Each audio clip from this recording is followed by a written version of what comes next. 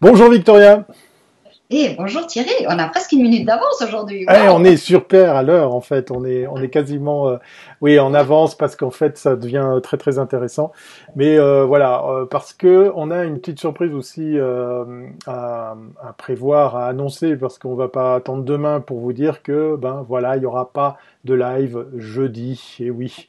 Les emplois du temps de chacun ont eu raison du live de ce jeudi. Donc voilà, si on commence un petit peu avant et vous découvrez notre invité qui est caché, qui attend, eh bien c'est parce qu'en fait, voilà, jeudi, il n'y aura pas de live, mais vous avez le droit de partager, vous avez le droit de liker, vous avez le droit d'interagir, vous avez surtout aussi le droit et le devoir de revenir sur cominmag.ch. C'est parti pour Cominmag le live. Victoria, on a un invité. Alors moi j'ai sorti ma tenue de Steve Jobs parce qu'on va parler de la marque aujourd'hui. D'accord. Qui est cet invité pour nous parler de la marque, la Je stratégie, définis la limite, comment? l'architecture de marque? Voilà. Exactement, c'est un vrai architecte de marque. Alors Hervé Rigal, alors associé de Base Geneva et puis managing director de Base Design à Genève. Bon, bref, peut-être Hervé explique-nous, parce qu'il y a un groupe et puis après il y a une agence à Genève. Alors vous êtes sur 3 villes, alors je te laisse parler. Bonjour Hervé, explique-nous tout ça. Bonjour bonjour à tous. Moi, je suis ravi de parler avec vous aujourd'hui. Je m'occupe du bureau avec deux de mes associés ici à Genève, qui sont Gérald Moulière et Anthony Franklin. Et puis Base, c'est un bureau qui est un peu plus de 25 ans maintenant. On a donc c'est un groupe, c'est un groupement de studios indépendants les uns des autres. Et puis, il y en a un qui est à Bruxelles, c'est la maison mère. Il y en a un à New York, et puis Genève. Et puis très récemment, depuis quelques mois maintenant, on a un bureau à Melbourne aussi, en Australie. Voilà. Et en fait, la raison pour laquelle on est dans différentes villes, en fait, on se connaît tous. Anthony, mon associé ici, et moi-même, on a travaillé à Bruxelles pendant très longtemps. Dan, qui vient d'ouvrir le bureau avec sa femme à Melbourne, ont travaillé pendant très longtemps à New York. Donc, on ouvre des bureaux un peu en fonction à la fois des opportunités de job, évidemment, et puis surtout du feeling et voilà, de nos connaissances et des gens avec lesquels on travaille. Avant de parler de votre travail, alors explique-nous un petit peu comment ça se passe au niveau de tous ces bureaux. Le confinement n'est pas le même dans chaque pays. Quelle ambiance? Comment réagissent vos clients? Comment réagit la société? Qu'est-ce que tu as appris? Là, tu es pratiquement sur la planète, quoi. T'es déjà dans la globalisation, toi. Alors Ouais, explique-nous.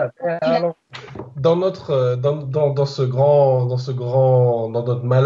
malheur à tous, hein, c'est vrai on a dû vraiment réinventer la manière dont on travaille, mais on avait peut-être, par le fait d'avoir un groupe, déjà une assez bonne expérience et des outils qui nous permettent de travailler à distance, déjà beaucoup. Donc ça, c'est peut-être quelque chose qui nous a un petit peu aidé. On a notamment, moi j'ai des calls plusieurs fois par semaine, toutes les semaines, avec les différentes personnes qui travaillent dans les différents bureaux. Donc voilà, pour nous ça n'a pas été trop difficile, on va dire. À Genève, on a eu juste une chance, une grande chance, puisqu'il faut regarder les bons côtés dans l'adversité. C'est que quelques semaines avant que les bureaux aient à fermer, on avait installé un serveur qui est très facile à utiliser de l'extérieur. C'est-à-dire qu'on a accès de n'importe où à tous nos fichiers. Donc ça a été très facile. Donc en gros, on a pris nos ordis pour ceux qui en avaient besoin. On s'est installé chez nous et on pouvait travailler presque comme le jour d'avant. Donc ça, c'est une première chose. Et puis, en ce qui concerne nos clients, et la manière dont ça a impacté notre business, ça, c'est assez variable. Nous, on a la chance d'être dans notre secteur de la com qu'on fait, qui est le branding. On est quand même sur des périodes de travail qui sont assez longues. On a assez peu besoin d'être très réactif tout de suite. Voilà. Notre pipe, si tu veux, de travail, il était déjà assez rempli avant.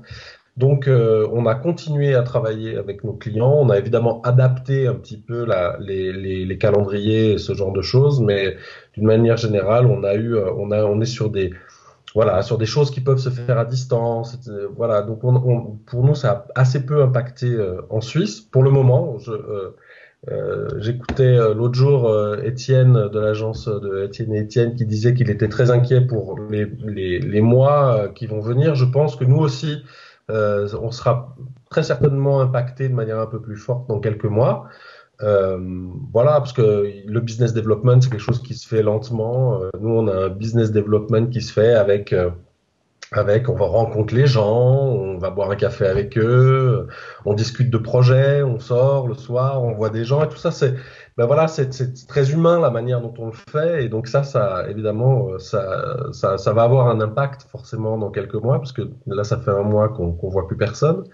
Euh, mais ici, voilà, on prend ça avec un peu de sérénité, on va dire. On pense que ça va bien se passer. Pour les bureaux à Bruxelles, eh bien aussi, c'est un plus gros bureau. Hein. Il y a un département digital en plus du département branding. Donc là, il y a aussi du travail qui vient. Il y a beaucoup de demandes qui sont faites de la part de clients, notamment dans le retail, pour avoir des outils digitaux qui sont adaptés à la situation. Donc là, ça rentre aussi un petit peu, alors qu'ils sont en confinement total. Donc c'est pas facile. Et puis aux États-Unis, bah, c'est les Américains, donc ils sont un petit peu différents. Quand nous en Europe, on aurait tendance à dire bah, la première chose qu'on coupe, c'est la com tout de suite. Eux, ils disent ouh là là, il faut que tout le monde m'entende, donc ils ouvrent plutôt les vannes de la com. C'est un peu caricatural de le dire comme ça, mais donc ça c'est donc il y a pas mal de nouveaux jobs en fait qui rentrent, de gens qui prennent cette crise du Covid comme un électrochoc et qui se disent il faut vraiment aller de l'avant. Alors bon, tout ça c'est un peu caricatural, mais disons que c'est intéressant de voir les différentes manières dont les communautés, les clients, le marché réagit en fonction de cette crise, quoi. Mais personne ici, disons, aucun de tes clients a dit on arrête tout. Ce qui était en cours et continue, je veux dire. Alors, il y a tout un tas de projets qui continuent. Et puis, il y en a d'autres qui se sont arrêtés assez net. Hein. On travaille beaucoup pour le Paléo Festival de Nyon. Là, évidemment, là, ça s'est arrêté. Là, depuis quelques jours, le projet est complètement remis entièrement à l'année prochaine. Donc, les budgets qui vont avec aussi, voilà. Donc, il y a quand même pas mal de choses. Et historiquement, on a pas mal de clients dans la culture. Et du coup, là, oui, il y a un coup de frein quand même qui est très fort. Et on va justement thématiser aujourd'hui passablement sur le thème autour de la culture. Alors, autre actualité, c'est la campagne que tu m'as envoyée hier. J'ai annoncé sur l'OSR, qui est, moi je la trouve magnifique, et qui est, voilà, là on voit le public, et c'est cette fois-ci, au lieu de parler du programme, au lieu de parler de Dieu sait quoi, de l'institution, on parle des gens qui viennent, et effectivement, pour ceux qui vont régulièrement au Victoria Hall écouter ces concerts, bah, tu t'aperçois que le spectacle est souvent dans le foyer. Et j'ai trouvé ça génial parce que c'est côté utilisateur, c'est ce qu'on n'arrête pas de faire avec les marques aujourd'hui en disant mais pensez à vos clients, parlez, regardez, mettez-vous du côté de vos clients. Et là, finalement, le client, c'est pas l'institution, mais parce que l'institution pense qu'elle est elle-même son propre client très souvent. Et là, on s'aperçoit que le vrai client, c'est le public. Et c'est génial. C'est tellement évident que personne n'y avait pensé. Je trouve ça génial. Mais en fait, ce serait très gonflé de notre part de se congratuler, de se dire que c'était notre idée. En fait, nous, ce qu'on fait beaucoup avec nos clients, c'est qu'on discute avec eux. On fait des workshops, comme énormément d'agences, évidemment. Et puis, ce que l'on fait, ce qu'on aime faire avec eux, c'est les questionner et savoir. Et en fait, c'est des bribes de conversation avec eux qui ont amené à développer ce concept. Parce qu'en fait, on s'est rendu compte que aller voir, comme je te le disais hier quand on en a discuté un tout petit peu avant, on se disait aller voir pour la 30e fois le Requiem de Mozart. Alors oui, l'interprétation est différente, oui, c'est un chef d'orchestre différent, etc. Mais d'une certaine manière, c'est toujours un petit peu la même chose. En fait, on se disait, mais quel est le bénéfice en fait que le client, le spectateur de l'OSR recherche? Mais en fait, c'est tout ce qu'il y a avant. de se peut-être de faire une surprise à son mari ou à sa femme en disant ah ben tiens viens ce soir on sort, de se faire beau, d'aller au Victoria Hall, d'aller dans les salles de concert, de boire un verre avant, pendant, après. Les publics sont assez variés en fait. Hein. Ils sont très peu, ils sont assez peu stigmatisés comme ça. Il y a des personnes. C'est une musique qui touche C'est plein de tribus. C'est plein de tribus. Et plein de tribus, on a l'impression dans ces trucs que chercher Charlie, tu vois. C'est vraiment dingue parce que. Mais on s'est beaucoup amusé à faire ça. Parce qu'en fait, on est allé sur place, on a pris des photos, on a fait un petit reportage de repérage pour nous, et tu vois cette vieille dame en train de manger son petit sandwich, ou ce couple qui s'est payé une petite coupe de champagne, ces aficionados, les étudiants en musique, la petite jet set qui s'encanaille, tout ça. Donc ça, c'est très chouette, et c'est ça qu'on voulait montrer, parce qu'en fait, aller à un concert, en fait, les gens recherchent ça. C'est vraiment sur l'idée du bénéfice. Et en termes de campagne, pour nous, c'est un thème assez intéressant parce qu'il va pouvoir être, on peut l'imaginer, après l'année prochaine, on n'aura pas les mêmes photos. On prendra un autre bénéfice d'aller voir un concert. Voilà. Donc, c'est assez intéressant. On va remercier et saluer Graziella qui nous fait un petit coucou pour nous dire, et oui, tous les métiers de l'événementiel sont tous à l'arrêt. Alors, moi, j'ai une question pure et simple, hein, pure et dure. Tu viens de citer le fameux Paléo Festival qui a quand même plusieurs dizaines d'années derrière lui et qui connaît une situation exceptionnelle, c'est-à-dire abandonner l'organisation cette année de son festival. Comment ça se passe concrètement avec une agence qui se retrouve elle aussi devant le fait accompli? Est-ce que les rapports avec le client changent? Est-ce qu'il y a une compréhension de part et d'autre? Parce que on nous pose souvent la question de savoir, oui, mais comment on réagit en face, on est tous à le vivre, mais comment on doit réagir, comment on doit se comporter par rapport à ce cas de figure exceptionnel? Comment toi tu l'as vécu pour votre agence? Bon, on s'y attendait un petit peu. Déjà, ça c'est la première chose. Et puis, nous, on a un travail qui est en deux phases. Par exemple, avec le Paléo Festival, il y a ce qui est de la com de l'édition en elle-même. Ça, c'est un workshop qui est organisé et qui est dirigé par Anthony à la aide depuis de nombreuses années. Ce sont des étudiants, c'est les étudiants de la aide qui créent le visuel pour l'édition. Et puis, cette année, pour nous, elle était un tout petit peu particulière parce que le Paléo Festival qui vit à la fois des concerts et de l'événement lui-même, mais qui est une grosse machine et qui tient toute l'année, vit aussi avec du mécénat, du sponsoring, avec du merchandising, beaucoup, avec énormément de choses. Et donc il y a toute une marque, la marque Paléo, c'est un gros travail qu'on a fourni nous l'année passée et cette année, qui devait être dévoilé en fait cette année lors de l'édition. Okay. Donc ça, tout à coup ça prend des proportions assez grandes parce qu'on doit imaginer qu'il y a des bâches, de la signalétique, il y a des aménagements de terrain, enfin c'est assez gigantesque.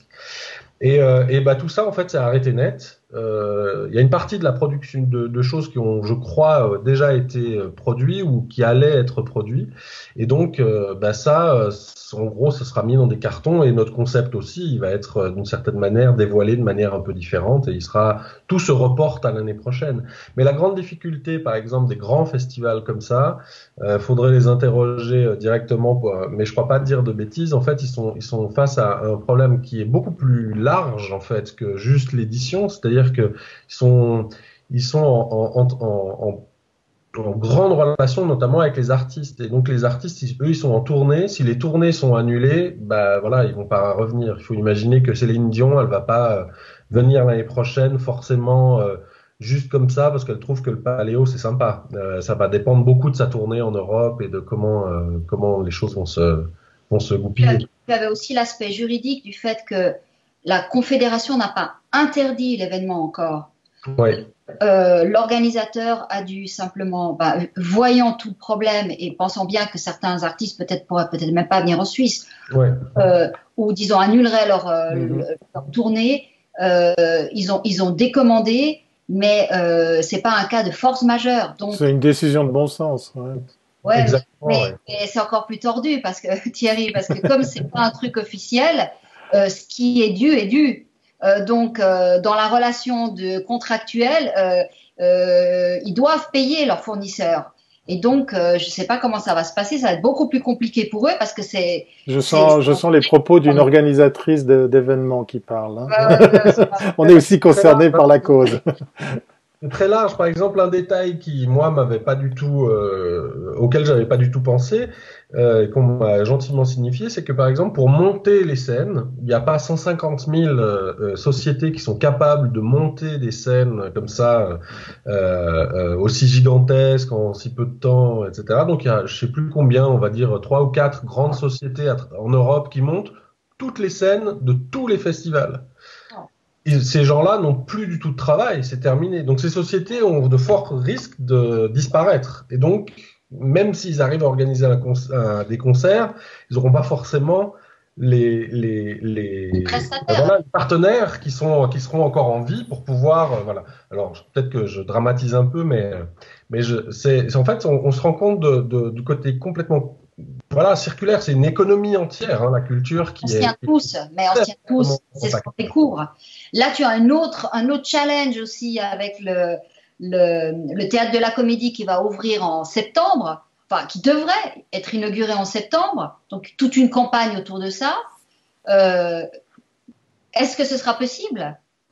Alors oui, ce sera possible. En fait, disons que ce sera pas forcément possible à la date prévue. Ça, c'est quelque chose. Mais en fait, d'une certaine manière, il faut imaginer que tout s'est arrêté pendant un certain temps et que tout se déplace. Donc, pour le théâtre de la Comédie, on travaille avec eux depuis quelques mois. Et juste avant que la crise arrive, on se réjouissait beaucoup. On a tout prévu, une nouvelle identité, une nouvelle campagne, etc. Travailler avec la direction d'un si chouette théâtre, c'est très enthousiasmant. Puis évidemment, ça a été un petit peu la douche froide d'un certain côté quand tout s'arrête, parce que ça veut dire que il faut bien imaginer que pour présenter une pièce, il faut pouvoir la répéter. Pour pouvoir la répéter, il faut pouvoir se voir. Maintenant, c'est pas possible. Donc il y a d'une certaine manière aussi une machine qui se met en place et qui fait que les choses s'arrêtent. Donc le chantier est arrêté aussi à Genève, aux Eaux Vives. Le chantier, plus personne ne travaille au chantier. Donc voilà, donc on est à bout touchant, mais on n'y est pas encore, et on a fort grand espoir pour pouvoir ouvrir la saison au mois d'octobre. Mais ça, voilà, ça l'avenir nous le dira, et je crois que l'adaptabilité, c'est le grand mot là ces temps-ci. Les choses ne s'annulent pas, je crois, elles se déplacent beaucoup. Ouais. Mais là, on revient, et c'est la raison aussi pour laquelle c'était intéressant de parler avec toi aujourd'hui. De la même manière qu'on voit que le commerce est en train d'ouvrir des portes vers le e-commerce pour ceux qui n'étaient pas, en se disant on ne sait jamais. Là, on est face à une pandémie qui peut durer longtemps, on n'a aucune idée. La culture, c'est de la rencontre, c'est de la proximité. Comment est-ce qu'on peut imaginer de proposer quelque chose, je dirais, de plus virtuel pour que ces événements ou ces lieux culturels puissent continuer à vivre si nous étions amenés à perdurer, à vivre dans cette pandémie ou à connaître d'autres pandémies? Oui, alors c'est intéressant que tu parles de ça parce que en discutant notamment avec le théâtre de la Comédie, regarder une pièce, filmer une pièce et la montrer sur un écran, montrer à travers un site ou une plateforme digitale, c'est pas très intéressant. C'est pas ça le théâtre. Le théâtre, c'est l'émotion qui est transmise en direct, c'est la scène, c'est les gens, c'est d'être dans une pièce, c'est de vivre quelque chose qui est beaucoup plus fort que juste un écran à regarder. C'est la différence entre le théâtre et le cinéma. Enfin, je suis pas spécialiste, mais voilà, c'est deux choses très différentes. La structure même du spectacle n'est pas la même. Et donc, en discutant avec eux, on est en pleine discussion pour savoir quel est le contenu que le théâtre peut proposer à ces spectateurs qui sont chez eux, et quel genre de contenu qui marche sur du digital, mais qui ne détruit pas l'âme même du théâtre, par exemple. C'est ce genre de discussion qu'on a avec eux ces temps-ci, et c'est pour ça que c'est des vraies collaborations. Nous, on est les traducteurs, si on veut, de ça, mais le contenu doit venir d'eux, et le contenu doit être très intimement lié à leur raison d'être, en fait. Et ça, c'est très important. Voilà. Donc c'est pas, pour le théâtre, c'est peut-être plus difficile, que pour un musée, par exemple. Je regardais encore tout à l'heure, il y a un club de musique électronique à Genève qui s'appelle l'Audio, et eux ils font venir les DJ sur place, ils les filment, ils mettent un peu de fumigène et de la lumière, mais c'est de la musique, donc voilà, on peut écouter de la musique chez soi. Vivre du théâtre à travers un écran, c'est autre chose. Et donc, moi, on a un client depuis 2011 qui est à Munich, qui s'appelle Haus der Kunst, qui est un grand musée d'art contemporain. Et eux, c'est un virage qu'ils ont déjà pris il y a très longtemps.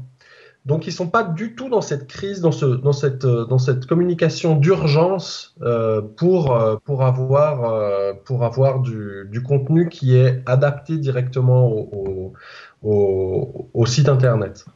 C'est juste pour la faire courte, en fait, c'est le directeur du musée de l'époque qui s'appelle Okui Esmenor. Il est décédé l'année passée d'ailleurs, qui était un grand homme de l'art contemporain. Il s'était dit, mais il y a plein de gens qui ne pourront pas venir à Munich voir le musée, et donc il faut qu'on puisse. Notre site va pas servir à donner l'heure ou quelle est la prochaine exposition. Notre site doit être une visite du musée et de ses contenus, mais par le biais du digital. Ça ne peut pas être une simple, parce que visiter un musée et visiter un musée sur Internet, c'est pas la même chose. Donc les contenus, c'est pas très fun, quoi. Voilà. C'est-à-dire que le contenu doit être complètement différent. Et c'est vraiment qu'est-ce qu'on propose aux spectateurs, aux visiteurs, qui est le plus important. Alors, moi, je vais me faire défenseur du digital parce que tu viens de citer l'exemple des musées. J'étais très heureux d'en faire un billet puisqu'effectivement, il y a pléthore de musées qui sont devenus gratuits et accessibles en ligne. Alors, je sais, l'expérience utilisateur, elle est pas la même, on est bien d'accord, mais je trouve assez sympa cette démarche de rendre accessible une offre culturelle à distance. Ma question, est-ce que dans les bons exemples, parce qu'il y en a sûrement des transferts d'usage vers le digital, est-ce que certains de ces habitudes vont rester dans l'idée, par exemple, que pour certains spectacles, pour certaines offres culturelles, il y aura autant du physique que du en ligne. J'aime pas utiliser le terme virtuel, hein, Victoria le sait. Est-ce qu'il y aura comme ça des habitudes qui vont perdurer parce que on se réinventera, on osera aller peut-être plus facilement vers ces supports par la force logique des choses pour cette situation qu'on vit en tout cas. Ouais, alors moi c'est un de mes grands espoirs en fait. Je trouve que ce serait une grande richesse de profiter de cette crise et de ce moment qui nous plonge devant. On est obligé de réagir là maintenant. Donc oui, moi c'est vraiment un grand espoir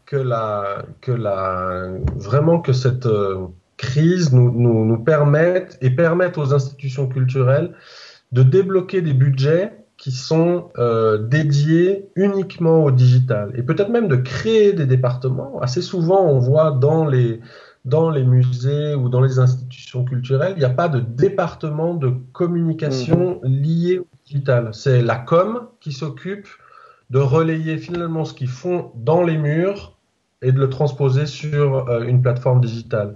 Et je crois que quand ça marche, c'est quand vraiment il y a un département digital qui existe, qui a un vrai budget, qui est capable de faire des vidéos, de faire des interviews, d'avoir des archives qui sont intéressantes, de proposer des workshops, proposer des concours, des cours en ligne sur l'art, sur plein de choses.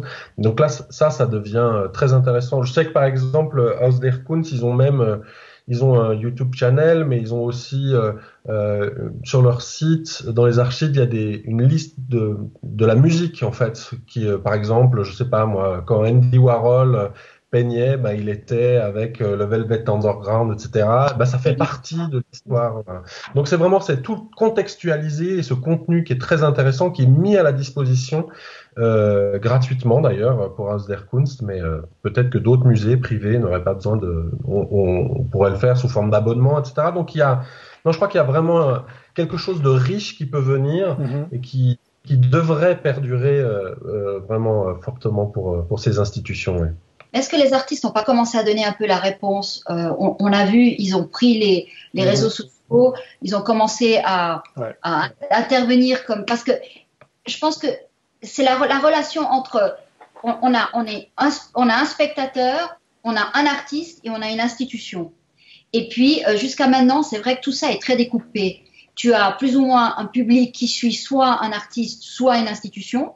Tu as une institution qui choisit des artistes, mais souvent, c'est pas très clair, on sait pas pourquoi. Si tu prends l'opéra, il y a tout un, ou même des concerts, et c'est une question d'argent, une question de timing, tu vois. Des fois, c'est des choix qui sont pas des choix, qui sont des non-choix, je sais pas, tu vois. Et puis après, tout d'un coup, il y a un événement, et puis les gens se retrouvent. Et puis, il n'y a pas de lien, je trouve que c'est très saucissonné. Et là, peut-être qu'on va pouvoir raconter l'histoire dès le départ. Peut-être que si tu suis, tu vois, si l'institution te mettait plus dans la boucle dès le départ et mettait l'artiste, voilà, il y aurait peut-être tout un storytelling qui ferait que l'événement se passerait déjà avant et pas que le soir où il y a l'événement. Je sais pas. Ouais. Ça peut une piste. Ouais, c'est une piste qui est forcément intéressante et qui rejoint peut-être une de nos théories quand on fait du branding, quand on fait le positionnement de ces institutions. Il y a un concept qu'on aime beaucoup, c'est l'idée de la constellation. Et cette constellation, c'est que tu as, si tu veux, chaque point d'une constellation est relié par un trait. Et cette espèce de grande toile comme ça, chaque point est une porte d'entrée. Donc, par exemple, si tu es un enfant et que tu t'intéresses au dessin, eh bien, peut-être que tu peux avoir accès à un artiste, on va reprendre Andy Warhol parce que c'est plus facile. Tu peux avoir accès à Andy Warhol par le biais d'une institution qui te permet à la fois de découvrir son monde, son univers, la musique qu'il écoutait, te permet de donner des cours, t'offre des cours pour dessiner comme lui ou apprendre ses techniques. Si tu es un visiteur, eh ben tu as une autre porte d'entrée qui est simplement une exposition. Si tu es quelqu'un qui est dans la recherche, eh bien tu as une autre porte d'entrée qui est peut-être plus liée sur la recherche, les archives, etc. Donc toute cette idée que une institution, en fait, c'est pas un artiste. Une institution, elle a un but, elle a un thème, elle a une raison de vivre qui lui permet de présenter une série d'artistes. Les collections, elles sont pas construites de manière gratuite, elles ont vraiment un propos en fait. Et je crois que c'est le rôle de ces institutions de nous faire découvrir un petit peu plus la largeur et l'amplitude de leur raison d'être plutôt que la simple découverte de l'expo. C'est un marketing de la demande plutôt qu'un marketing de l'offre. Oui, voilà, exactement, c'est ça. C'est-à-dire que on regarde une institution aujourd'hui, elle doit se poser la question de qu'est-ce qui intéresse mes publics et comment est-ce que je leur donne accès à mon contenu. C'est vraiment ça. Plutôt que de leur proposer c'est un peu caricatural de le faire et heureusement pas toutes les institutions culturelles le font, mais souvent c'est quand même un petit peu le prochain concert, la prochaine expo et puis des archives. En fait, et je pense que c'est une histoire de budget aussi. La culture depuis toujours a de la peine, a des budgets limités, donc ils font au mieux avec ce qu'ils ont, mais ça vaut la peine aujourd'hui dans ce moment de crise de se dire peut-être que là on doit pouvoir réagir et avoir une proposition qui est un petit peu différente. Ça prendra du temps, mais ça peut être intéressant. À propos de public, on va remercier notre public, notre audience, puisqu'effectivement, ce sont les femmes aux commandes de leur clavier. Hein. On remercie encore Graziella qui nous parle effectivement d'opportunités. On va se sortir de tout ça avec du positif. Et on salue Anaïs qui s'est déjà pliée à l'exercice de nos questions, qui nous fait un petit coucou et qui dit « Espérons que cette période pousse les personnes à redécouvrir les spectacles vivants. » On souhaite effectivement aller vers ça. Peut-être que nous allons faire une overdose de digital. Peut-être que là, c'est une piste effectivement de ce changement, de cette transition impliquée, indue par la crise. Peut-être que les spectacles vont se réinventer. En tout cas, on voit pas mal d'imagination. On parlait de l'exemple de la musique. Moi, j'ai suivi pas mal de DJ parce que je suis un amoureux de la musique. Et c'est une des pistes effectivement qui a été prise très rapidement avec le live stream pour garder le contact avec une audience. Tu citais l'exemple de ce club genevois. On en a vu 2-3 sur la planète faire pareil. Et j'ai vu une interview d'un DJ français qui disait mais c'est un vrai job parce qu'effectivement il prépare ses sets, il prépare ses disques et on n'est pas là juste spectateur à écouter sa musique. Il y a un peu d'interaction pour la plupart d'entre eux. En tout cas, ça me plaît bien de voir ben, cette culture qui arrive comme ça au bout de son clavier. Et force est de constater que et l'audience et le temps de consultation sont au rendez-vous, puisqu'effectivement, certains d'entre eux ont décidé de faire des lives tous les jours. Quelle drôle d'idée, hein, Victoria, faire des lives tous les jours. T'imagines le truc? Ouais, mais c'est vrai que ça pose la question, parce que la culture, c'est partager les choses avec les autres. Et on entre peut-être dans un monde où l'autre est potentiellement dangereux pour nous. Et je sais pas comment on peut vivre dans un monde comme ça. Je pense que on va avoir je pense, des films extraordinaires, des réflexions sur cette période qu'on a vécue. On est peut-être dans un moment de laboratoire, mais c'est vrai que comment est-ce qu'on peut vivre dans un monde sans les autres, quoi? Parce que là, on est les trois, mais dans des villes différentes, on est en même moment, mais on n'est pas ensemble, mais on l'est quand même. Donc c'est pas si, voilà. Qu'est-ce que tu en penses, Hervé, pour conclure ce live? Moi, c'est un peu mon quotidien. Alors, j'ai tout, hein. Moi, j'ai Skype, Zoom. Enfin, je les ai tous, hein. Je crois que je les ai tous déjà utilisés. Moi, mon quotidien, il est beaucoup d'échanges à travers les écrans. Ça marche assez bien, je dois avouer. Il y a plein de choses évidemment qu'on peut pas faire. Moi, je commence vraiment à en avoir un petit peu marre de ce confinement. J'ai vraiment envie de manger avec mes collègues à midi, de discuter, de boire le café. Évidemment, ça serait beaucoup plus fluide et plus agréable. Mais oui, non, les spectacles vivants continueront à exister. On continuera à se voir tous ensemble en terrasse, pas tout de suite, mais assez vite. Et puis surtout, je crois que le digital n'est qu'un le monde digital n'est qu'un complément et qu'une cerise, c'est la cerise sur le gâteau qui nous permet de nous voir aujourd'hui. Il faut faut voir ça avec beaucoup parce que c'est extraordinaire de pouvoir se parler comme ça, les trois, avoir des auditeurs qu'on voit pas, mais on sait qu'ils sont présents. Enfin, ça, c'est quand même une richesse assez incroyable. Et je crois que si on revient sur le thème des institutions culturelles, nous, en tant que professionnels du branding et donc de l'image de marque, etc., c'est vraiment là-dessus qu'on travaille, hein. C'est sur qui je suis, comment est-ce que je m'exprime et comment est-ce que je touche même des gens qui n'ont pas accès à moi. Et ça, je trouve que ça, c'est assez extraordinaire pour le compte. Et je trouve qu'on s'en rend bien compte aujourd'hui que sans le digital, on se serait vraiment l'isolement total. Et là,